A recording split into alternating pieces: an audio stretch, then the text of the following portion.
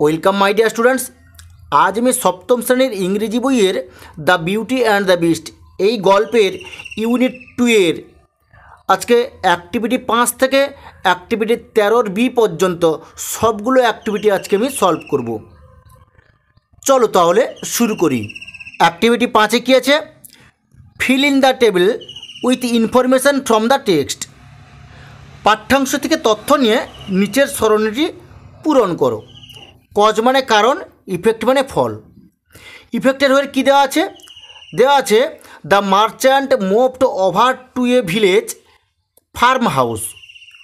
সওদাগর একটি গ্রামের গোলাবাড়িতে চলে গেলেন।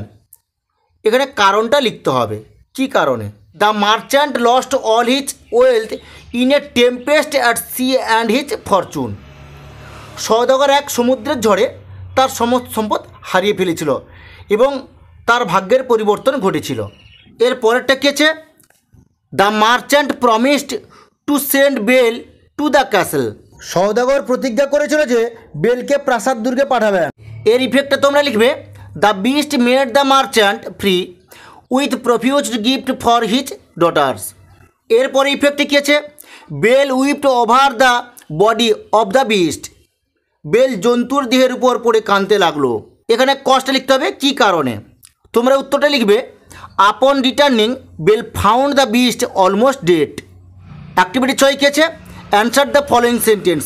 এই প্রশ্নগুলির উত্তর দাও। অ্যাক্টিভিটি 6 1-এর দিকে কী আছে? Why did the beast decide to kill the merchant. কেন জন্তুটি সওদাগরকে মেরে ফেলবে বলে স্থির করেছিল? এর উত্তরটা তোমরা লিখবে the beast decide to kill the merchant because he plucked the loveliest rose from the beast garden without his permission. 2-এর দিকে আছে how did the beast looked after Belle in his castle. প্রাসাদ দুর্গে কীভাবে জন্তুটি বেলের দেখাশোনা করত? এর উত্তরটা তোমরা লিখবে the beast looked after Belle providing her with lavish clothing and food and carried on lengthy conversations with her. 3-এর দিকে আছে why did Belle fail to find the prince of her dreams in the castle. কেন Belle তার স্বপ্নের রাজপুত্রকে প্রাসাদ দুর্গে খুঁজে পেতে ব্যর্থ হয়েছিল? এর উত্তর তোমরা লিখবে Belle thought that the prince of her dreams was held captive in the castle but she failed to find the prince in the castle because the beast himself was the prince change by charm. 4 দেখেছে what were the two things Belle carried to her father's house why did she take them. Belle কোন দুটি জিনিস তার বাবার বাড়িতে নিয়ে গিয়েছিল? কেন সে ওগুলি নিয়ে গিয়েছিল? এর উত্তর তোমরা লিখবে Belle carried an enchanted mirror and ring to her father's house she took them because the mirror would allow her to see what was going on back at the beast castles and the ring would allow her to return to the castle in an instant. 5 দিকে আছে how did handsome prince became an ugly beast। একজন সুদর্শন রাজপুত্র কীভাবে এক কুৎসিত জন্তুতে পরিণত হলো? এর উত্তরে তোমরা লিখবে এ long time ago a fairy turn the prince into a hideous beast after he refuse to let her in from the rain. অ্যাক্টিভিটির সাথে কী আছে? rearrange the sentence in correct order by writing the number in the brackets 1 is done for you। বন্ধনীতে সঠিক সংখ্যা লিখে বাক্যগুলিকে সঠিক ক্রম অনুসারে সাজাও। একটি তোমার জন্য করে দেওয়া আছে। 1-এ কী আছে? The ugly beast became a handsome Prince. কুৎসিত জন্তুটি একজন সুদর্শন রাজপুত্রে পরিণত হয়েছিল। এটা তোমরা 6 নম্বর করে দেবে। 2-এ কী আছে? Belle decline to marry the beast. এটা তোমরা 3 করে দেবে, 3 নম্বর করে দেবে। 3-এ কী আছে? The merchant promised to bring a rose for Belle. এটা তো করা আছে তোমাদের, এটা 1 নম্বর। 4-এ কী আছে? Belle wept on the dying body of the beast. Belle জন্তুর মৃতপ্রায় দেহের উপর কাঁদলো। এটা তোমরা কি লিখবে? এটা তোমরা 5 নম্বর করে দেবে। 5-এ কী আছে? Belle went to the castle of the beast. Belle জন্তুর প্রাসাদ দুর্গে গেল। এটা তোমরা 2 করে দেবে। 6-এ কী আছে? Belle promise to return to the castle exactly a week later. Belle ঠিক এক সপ্তাহ পরে প্রাসাদ দুর্গে ফিরে আসার প্রতিজ্ঞা করেছিল। এটা তোমরা 4 করে দেবে। অ্যাক্টিভিটি 8 কী আছে? The meanings of the certain words are given here, identify those words from the text. কিছু শব্দের অর্থ এখানে দেওয়া আছে, পাঠ্যাংশ থেকে সেই শব্দগুলিকে চিহ্নিত করতে বলেছে। এখানে একে কী দেওয়া আছে? ইমপ্রিজেন্ট। ইমপ্রিজেন্ট মানে বন্দি। এখানে বইতে কী আছে? বইতে হবে, বইয়ের যেটা ওয়ার্ডটা আমি এখানে লিখে দিচ্ছি পাশে, আমি তীরচিহ্ন করে দিচ্ছি, তোমরা লিখবে ক্যাপটিভ, CAPTIVE,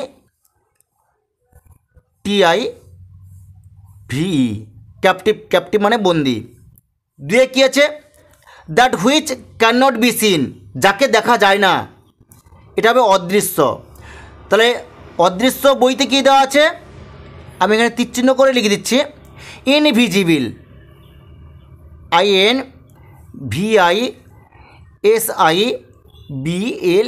ইনভিজিবল। ইনভিজিবল মানে অদৃশ্য। 3 কী আছে? Friendly and kind behaviour to guest, অতিথিদের সাথে বন্ধুত্বপূর্ণ এবং সদয় আচরণ, এটা হবে আতিথেয়তা। তাহলে বইতে কী দেওয়া আছে? বইতে আতিথেয়তা ইংরেজি হচ্ছে হসপিটালিটি, তোমাদের বইতে এটা দেওয়া আছে। এই যে SPITALITY,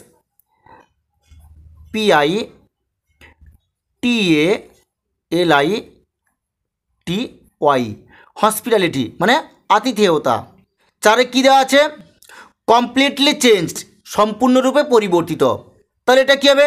এটা তোমার বইতে দেওয়া আছে ট্রান্সফরমেট, TRANSFORMED,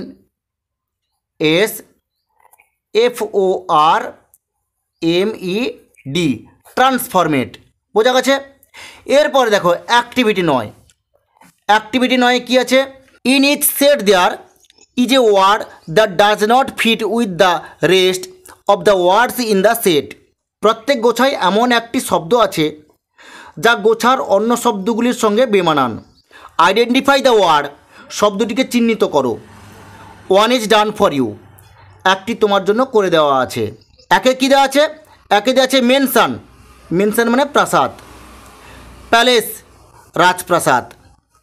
ফ্ল্যাট মানে ফ্ল্যাট বাড়ি। হিউজ হাউস, বিশাল বাড়ি। এখানে দেখছে ফ্ল্যাটটা হচ্ছে বেমানান শব্দ, একটা করা আছে এটা। 2 এর প্রথমটা কী আছে? ড্রিজিল, ড্রিজিল মানে ঝিরঝিরি বৃষ্টি। এরপর এটা আছে স্ট্রম, স্ট্রম মানে ঝড় বৃষ্টি। তারপর আছে টেম্পেস্ট, টেম্পেস্ট মানে ঝড়।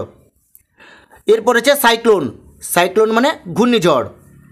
তাহলে এখানে কী হবে? এখানে হবে ড্রিজিল হবে। বোঝা গেছে?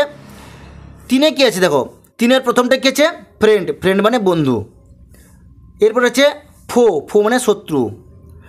তারপর আছে অ্যালি, অ্যালি মানে সহযোগী। তারপর আছে কি? কম্প্যাট্রিয়ট, কম্প্যাট্রিয়ট মানে কি?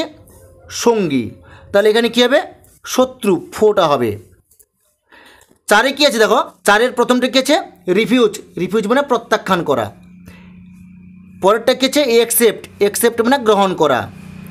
তারপর হচ্ছে ডিক্লাইন, ডিক্লাইন মানে গররাজি হওয়া। এরপর আছে ডেনি, ডেনি মানে অস্বীকার করা। তাহলে এখানে কী হবে? এখানে একসেপ্টেই হবে বেমানান শব্দ। অ্যাক্টিভিটি 10 কী আছে?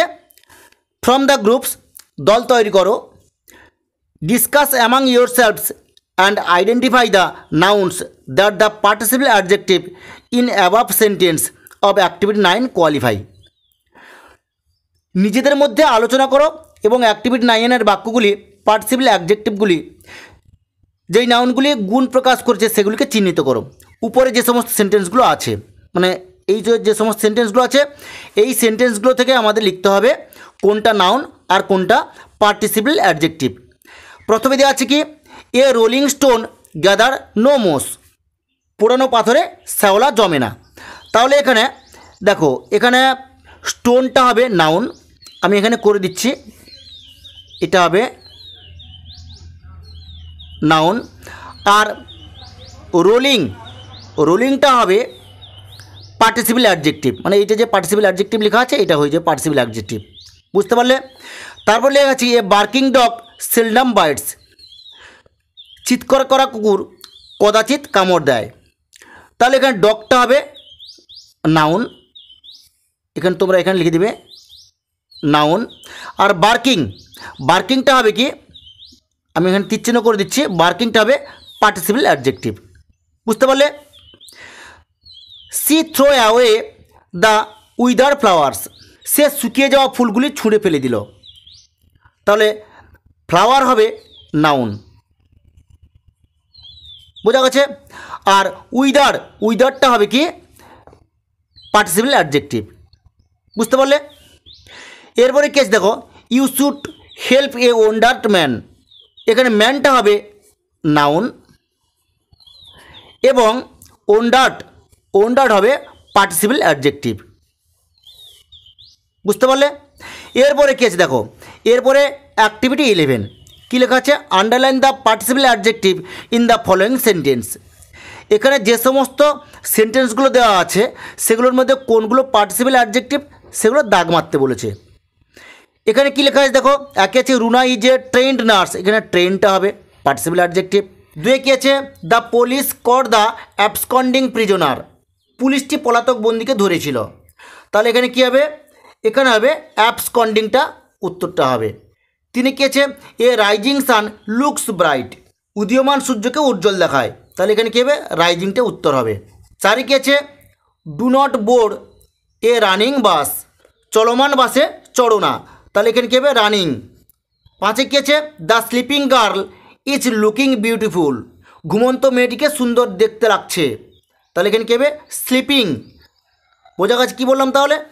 এরপরে দেখো activity 12, identify whether the following sentence are in direct or indirect speech. এখানে যে সমস্ত সেন্টেন্সগুলো দেওয়া আছে সেই সমস্ত সেন্টেন্সগুলো কোনটা ডাইরেক্ট স্পিচ আর কোনটা ইনডাইরেক্ট স্পিচ সেটা আমাদের বলতে হবে, মানে আইডেন্টিফাই করতে হবে। একে কী আছে, হি সেড, সে বলেছিল, আই অ্যাম বিজি, আমি ব্যস্ত। দেখো এটা হবে ডাইরেক্ট স্পিচ, এটা কী হবে, এটা হবে ডাইরেক্ট স্পিচ। এরপরে কী আছে, the master said that the clerk would not attend office that day, master বললেন যে সেই দিন কেরানিটি অফিসে হাজির থাকবে না। তাহলে এটা কী হবে, এটা হবে ইনডাইরেক্ট স্পিচ, এটা হবে। তিনে দেখেছে, the student said that she had left her bag there, ছাত্রীটি বলল যে সে সেখানে তার ব্যাগটি ফেলে রেখে এসেছিল। তাহলে এটা কী হবে, এটা হবে ইনডাইরেক্ট স্পিচ। বুঝতে পারলে? ইনডাইরেক্ট স্পিচ, SPEECH, বোঝা গেছে। চারটা কেছে, she said I am leaving for Delhi now, সে বলল আমি এখনই দিল্লির উদ্দেশ্যে রওনা হচ্ছি। এটা হবে ডাইরেক্ট স্পিচ। আমি এখানে লিখে দিচ্ছি speech, SPEECH। Activity 13 you have just finished reading a beautiful story, তুমি এইমাত্র একটি সুন্দর গল্প পড়া শেষ করেছো। Write a story in about 70 words with the help of the points given below, নিচে দেওয়া সংকেতগুলির সাহায্যে কম বেশি 80টি শব্দে একটি গল্প লেখো। Give a title to your story, গল্পে একটি শিরোনাম দাও। মানে এখানে যে সমস্ত পয়েন্টগুলো দেওয়া আছে ওই পয়েন্টগুলো দিয়ে একটা গল্প লিখতে বলা আছে। তো আমি গল্পটা লিখে দিয়েছি খাতায়, তোমরা এটা দেখে দেখে তুলে নেবে। অ্যাক্টিভিটি 13B, এখানে কী দেওয়া আছে, describe in a short paragraph within 70 words about your experience of visiting a garden of flower, you may use the following clues. একটি ফুলের বাগান ঘুরতে যাওয়ার অভিজ্ঞতা সম্পর্কে একটি সংক্ষিপ্ত অনুচ্ছেদ লিখে আনুমানিক 60টি শব্দে বর্ণনা করো। এখানে যে সমস্ত সূত্রগুলো দেওয়া আছে এই সূত্রগুলো তুমি ব্যবহার করতে পারো। আমি খাতায় লিখে দিয়েছি, তোমরা দেখে দেখে এটা তুলে নাও। অ্যাক্টিভিটি 13B, তোমরা প্রথমে লিখবে experience of visiting flowers garden, তারপর কী লিখবে, last winter we went to visit ISKCON temple at Mayapur, there we saw a beautiful flower garden of various kinds of flowers, the garden was really big with an endless number of rose plants. Several other types of flowers like marigold, dahlia, sunflower, etc. were also there. We became spellbound. It left a long-lasting effect on me. Even now, I can see them by just closing my eyes. They flash in my inner eye. I can never forget its natural beauty. ঠিক আছে, তাহলে তোমরা বুঝতে পেরেছো। আজ এই পর্যন্ত।